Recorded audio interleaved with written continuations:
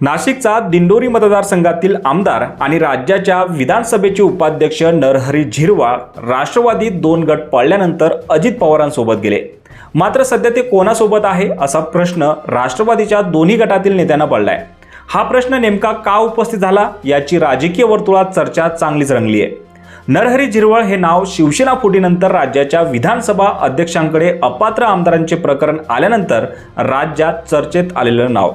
कारण तेव्हा विधानसभेला अध्यक्ष नसल्याने नरहरी झिरवाळ यांच्याकडे अध्यक्षपदाची धुरा होती आणि निकालाची ही जबाबदारी झिरवाळ यांच्याकडेच होती। या सगळ्या प्रकरणानंतर नरहरी झिरवाळ हे चर्चेत आले। नंतर त्यांनी राष्ट्रवादी काँग्रेस पक्षात 2 गट पडल्यानंतर शरद पवारांची साथ सोडत अजित पवारांची साथ धरली। झिरवाळ हे सध्याचे राज्याचे विधानसभेचे उपाध्यक्ष आहे आणि अजित पवार गटाच्या राष्ट्रवादी काँग्रेस पक्षाचे दिंडोरीतील आमदार देखील आहे।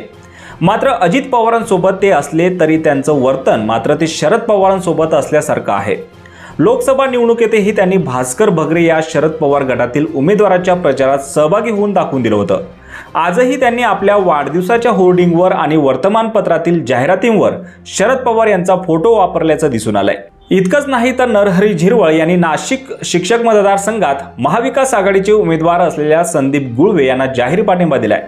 अजित पवार गटाने अर्थात नरहरी झिरवाळांच्या पक्षाने नाशिकमध्ये महेंद्रभाऊ सर यांना उमेदवारी दिलेली असताना नरहरी झिरवाळ यांनी विरोधी पक्षातील उमेदवार असलेल्या गुळवे यांना पाठिंबा दिल्याने आश्चर्य व्यक्त केले जात आहे। नरहरी झिरवाळ यांच्या या सगळ्या बदलत्या राजकीय भूमिकांमुळे राष्ट्रवादी काँग्रेस पक्ष अजित पवार गटाचे नेतेही बुचकळ्यात पडले असून याबाबत त्यांना जाब विचारणार असल्याचंही अजित पवारांच्या राष्ट्रवादीतील नेत्यांनी सांगितलंय।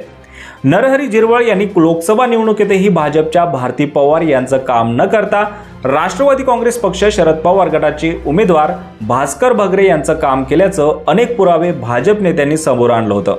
आता मात्र पुन्हा एकदा त्यांनी त्यांच्या होर्डिंगवर शरद पवारांचा फोटो वापरणं आणि स्वतःच्या पक्षाचा उमेदवार असताना देखील विरोधी पक्षातील उमेदवाराला जाहीर पाठिंबा देणं असे सगळे कृत्य ते करत असल्याने ते शरीराने तर अजित पवारांच्या राष्ट्रवादी सोबत दिसताय, मात्र मनाने ते शरद पवारांच्या राष्ट्रवादी सोबत आहे हे आता लपून राहिलेलं नाही।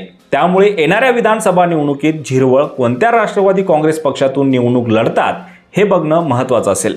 यावर तुम्हाला काय वाटतं? तुमची प्रतिक्रिया कमेंट बॉक्समध्ये नक्की कळवा आणि असेच राजकीय घडामोडी पाहण्यासाठी चॅनलवर नवीन असाल तर सबस्क्राईब करून बेल आयकॉन दाबायला विसरू नका। धन्यवाद।